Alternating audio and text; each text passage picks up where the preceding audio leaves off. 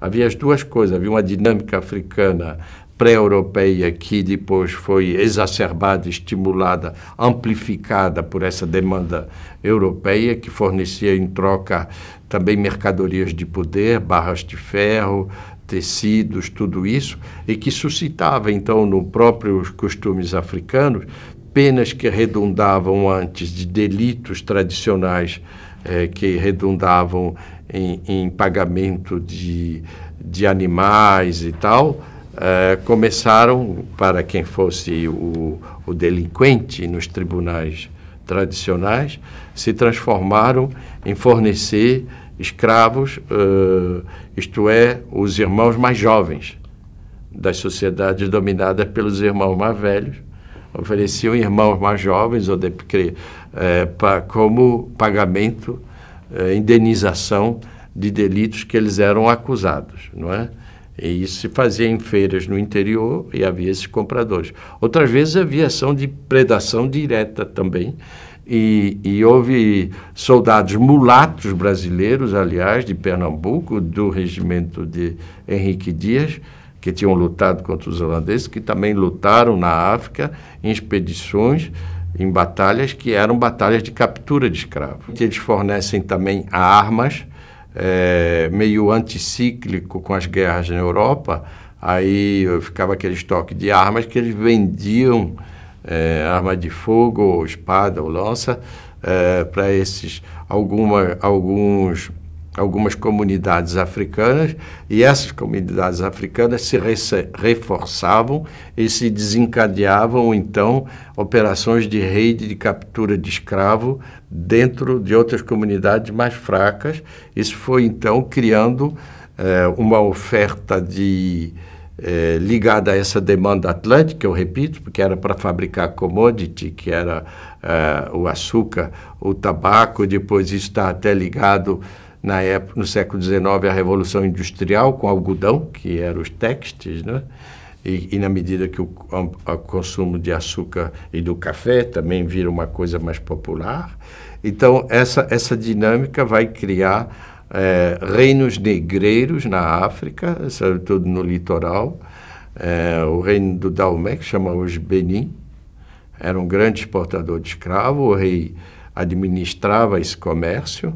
E na outras áreas, como Angola, os reinos que desabaram diante dessa expansão predatória europeia, e havia uma gestão quase que direta dos maiores circuitos por negreiros portugueses e também gente vindo do Brasil.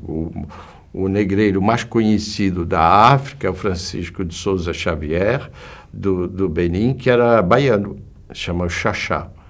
Ele era o principal agente que morava em Ajudá, o Idá, e que tinha total domínio, era uma espécie de ministro do comércio exterior do Dahomey.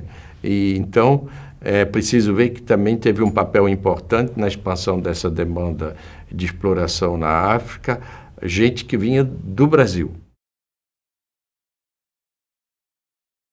Outras vezes havia ação de predação direta também, e houve soldados mulatos brasileiros, aliás, de Pernambuco, do regimento de Henrique Dias, que tinham lutado contra os holandeses, que também lutaram na África em expedições, em batalhas que eram batalhas de captura de escravos. Então, é um processo bem complexo, onde se houvesse uma resistência africana ao tráfico, à escravidão, ele não teria durado 50 anos, durou 350, né? Uhum. Houve resistência aqui e ali, mas elas foram quebradas por essa dinâmica toda, inclusive com aliados locais. Isso é uma coisa meio complexa no debate sobre a África, como também o papel dos povos muçulmanos, não árabes, mas já da África Negra, no próprio tráfico de gente que não era muçulmana. Isso é um assunto que, às vezes, é delicado de abordar em países de maioria muçulmana hoje, como o Senegal, o Nigéria, tem sempre um debate delicado. Dizer esse discurso que a responsabilidade brasileira era nula nisso, porque havia oferta de escravos e eles iam comprar. Todo mundo comprava. Ora, isso é um absurdo, porque houve, talvez, dezenas de milhares de viagens feitas, milhares de viagens feitas entre a África e o Brasil. Isso não tem um navio africano trazendo escravo aqui. Quem foi buscar a logística do tráfico e de aquisição dos escravos era ocidental, o tráfico negreiro. E a amplificação da escravidão nessa escala é um ato do Ocidente, do caso brasileiro. Brasil, o poema Navio Negreiro não foi feito na Argentina, ele foi feito na Bahia. Hoje, em situações pobres do mundo, tem gente que também vai, se você oferecer dinheiro, vende os filhos. Situação de miséria. Isso torna legítima a compra dessas crianças. O outro caso também é que a escravidão no Brasil, nas duas últimas gerações, ela era ilegal mesmo nos termos da legislação brasileira. É uma coisa que não é ensinada na escola, não é fundamental. A partir de 1831, entraram 700 mil africanos no Brasil. Esses africanos são os pais ou os avós dos escravos que duraram até 88, se não fossem eles próprios. Esses africanos, pela legislação brasileira, não podiam estar na escravidão, porque a legislação brasileira determinava que eles seriam homens livres quando pisassem na praia brasileira, dado que o tráfico era ilegal no Brasil. Ora, isso foi ocultado a eles, aos filhos, aos descendentes, até 1888. Então, isso não é um efeito da oferta africana, não, é um abuso local. Se fosse apenas só esse fato que tivesse marcado a escravidão no Brasil, não é o único. O Brasil teve milicianos na África pilhando gente lá, falei até de mulatos, e isso já seria suficiente para ter a questão da dívida histórica e tal. Na questão das cotas, eu não me coloco na perspectiva da dívida histórica. Eu não me coloco nessa perspectiva. Eu me coloco... Com a África é um pouco diferente. Eu estou falando aqui da população negra brasileira, né, dos brasileiros negros. Eu me coloco no aperfeiçoamento da democracia. Eu acho que é ruim para a democracia brasileira os negros não estarem representados em todas as esferas da sociedade, na proporção de que eles realmente representam na população brasileira. Eu acho que nós temos muito pouco professor universitário negro. Eu acho que a Constituição, ao contrário do que dizem alguns, eu me apoio aí no Fábio Conder Comparato, que foi dos especialistas que era favorável à cota e que nessa audiência pública se manifestou, e ele lembrou que o artigo 15 da Constituição prevê a política afirmativa em favor das mulheres. Então, o princípio da política afirmativa é constitucional. Então, eu acho que não é dívida. A sociedade brasileira terá uma democracia mais sólida quando os jovens brasileiros encontrarem todas as comunidades brasileiras representadas na sua proporção do secundário até a vida adulta, e não crescerem os filhos das classes médias brasileiras, das classes mais ricas, nessa espécie de bolha étnica de shopping center e de escolas caras, onde eles não cruzam gente de outras camadas sociais e também, não só gente pobre, mas também negros e colegas negros. Aliás, esse pessoal que é contra a cota, muitos desses colegas, estou falando aí da universidade, chega nos Estados Unidos e vai dar aula e encontra nas aulas lá muito mais negros do que eles encontram na universidade aqui. E acha isso muito bom. Nos Estados Unidos, onde tem 8% só de negros. Aqui tem 51%.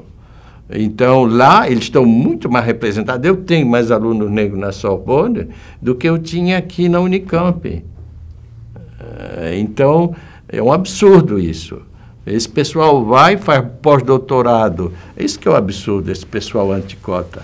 Em países onde houve cota, porque nos Estados Unidos houve cota, sim, ela depois foi julgada inconstitucional, anticonstitucional, mas ela deu um impulso inicial que levou, inclusive, o Obama, Condoleezza Rice e Colin Powell para postos altos.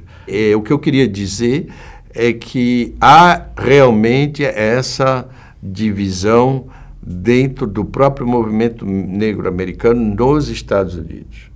A liderança do movimento negro nos Estados Unidos, que acho que chega de ficar rememorando o passado, que é preciso passar para assuntos atuais, dinâmicas atuais e tal. Depois da vitória de 74, o programa do MDB de 76, eu li na época e fiz um artigo para um jornal francês, eu não tenho mais o original, e isso aqui é uma bagunça tão grande que o próprio MDB não tem um site onde estão os antigos programas dele. Mas estava lá escrito, eu me lembro, porque até foi Fernando Henrique colaborou na época, e o pessoal do SEBRAP, onde eu trabalhei também, Chico Oliveira, de que era preciso, a população negra precisava de uma política específica, porque vivia numa igualdade abstrata. Estava lá o princípio da política afirmativa. O princípio da política afirmativa no Brasil faz parte da transição democrática. O movimento negro era parte integrante e a desigualdade racial no Brasil foi explicitada pela primeira vez a partir de 76, quando se fez a PNAD, porque não era possível captá-la nos censos de IBGE, dado que o último censo de IBGE que tinha tido a questão negra, de cor dos indivíduos e de raça, era de 1950. O de 1960 tinha, mas houve a mudança para Brasília, o golpe e tal, os dados não puderam ser explorados. O de 70 não utilizou a questão racial. Então, se passou 35 anos, onde a mobilidade social brasileira era brutal, onde o país estava se urbanizando, em que se não tinha noção do lugar do negro na sociedade. Foi quando se fez a primeira PNAD, em 76, que se viu, numa amostragem grande, que o negro não tinha mexido de lugar, ele estava lá embaixo ainda. E aí que começou o debate, na mesma altura em que essas estatísticas permitiram ver que estava havendo um arroxo da renda. É quando o debate sobre a distribuição da renda data dessa época também. E, de repente, houve um aparelho estatístico que permitiu descobrir que esse negócio de democracia racial era um engodo e que o negócio de progresso econômico para todos, de Brasil maior, era uma picaretagem também, que tinha só o rico enriquecendo e os pobres estavam mais pobres. Isso foi uma dinâmica só. Entende? É isso que eu queria dizer. E isso é importante tomar em conta, que então é uma promessa que se está cumprindo da transição democrática, da luta anti-ditadura. E ela estava mais ou menos no nosso horizonte. O Brasil precisa ter mais comunicações diretas, precisa ter mais trocas universitárias, inclusive com a África do Sul. A África do Sul tem excelentes universidades integradas na rede anglo-saxônica, americana e inglesa, e que poderiam fornecer hoje a África do Sul sem apartheid, não é? Com a maioria negra dirigindo, mas há cientistas de ponta sul-africanos que poderiam muito colaborar com as universidades brasileiras e que não estão virados para cá, que estão virados ainda para o mundo anglófono, não é?